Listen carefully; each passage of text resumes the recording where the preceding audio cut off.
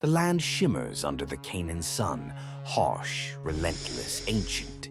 This is the time of Joshua, successor of Moses, commander of Israel, a man shaped by wilderness, by promise, by battles won through faith rather than strength. Israel has crossed the Jordan, conquered Jericho, and marched across hostile land one step at a time. But the land is filled with kings who fear them, kings who see Israel's God as a threat to their rule. Word spreads quickly. The God of Israel dries rivers. He brings down walls. He gives victory. Fear becomes anger. Anger becomes alliance. Gibeon, an important fortified city, chooses survival over pride. Instead of resisting Israel, they seek peace. Through a clever treaty, they align themselves with Joshua, but their decision enrages the land. 5 powerful Amorite kings, Jerusalem, Hebron, Jarmuth, Lachish, and Eglon, unite in rage. Their message is simple: destroy Gibeon. Make an example of them. Gibeon trembles. The alliance descending on them is massive. Trained fighters, siege planners, chariots, and commanders hardened by years of war. So they send messengers racing through the hills to Joshua. Come quickly. Do not abandon us. The kings of the Amorites are attacking. The request is desperate. The danger is real. And the timing is terrible. Israel is miles away at Gilgal, through terrain that offers no rest. Joshua looks at his men, tired from previous campaigns, yet ready. He does not hesitate. As Joshua prepares for a forced night march, God speaks. Do not fear them. I have delivered them into your hand. Not one of them will stand against you. Strength fills Joshua's resolve. If God has spoken, the outcome is sealed. Israel marches through the darkness, up steep ridges, through narrow passes, over stone paths illuminated only by torches and moonlight.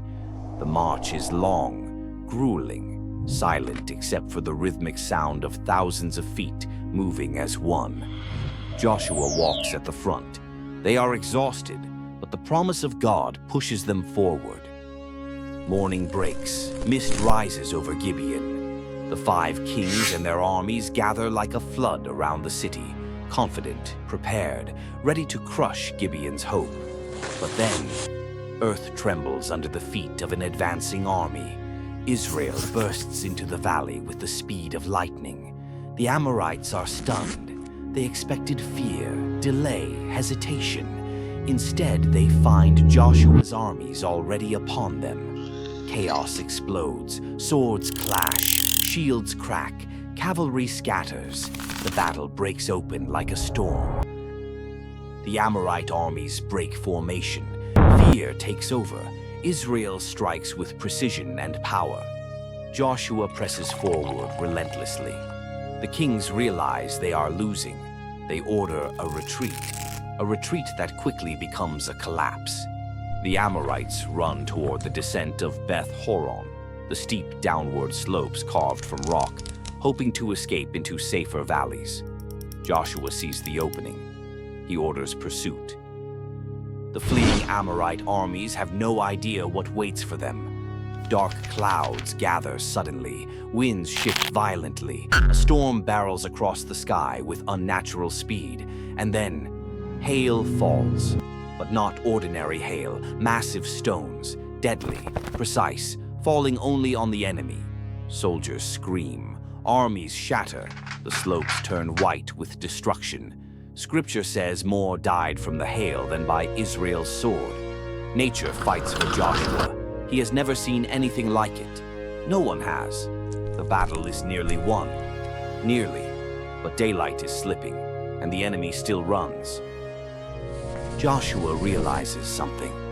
If night falls, the remaining enemy will escape. The kings will regroup. The war will continue. Victory must be completed today. Joshua looks at the sun sinking westward. He looks at the moon rising over the valley. And he does the unthinkable. In front of Israel, Joshua raises his voice and cries, "Sun, Stand still over Gibeon, O moon, over the Valley of Aijalon. It is the boldest prayer ever spoken by a human, not poetic, not metaphorical. A literal request: stop time, freeze the heavens. The army stops, the field falls silent, and then creation obeys. The sun halts in the sky as if held by an invisible hand. The moon pauses over Aijalon. Daylight stretches unnaturally. Men stare upward, unable to speak. The world itself seems to hold its breath. Light covers the battlefield for hour after hour. Joshua pushes forward. The Amorites break completely. Their strength evaporates. Their kings run into caves, hiding like shadows. Israel pursues until the victory is absolute. There has never been a day like it. News comes. The kings are found hiding in the cave of Makkedah. Joshua orders the cave sealed with stones until the battle ends. When the victory is complete, he orders the kings brought out. They fall before him, broken, defeated, humiliated. But Joshua gives Israel a message through this moment.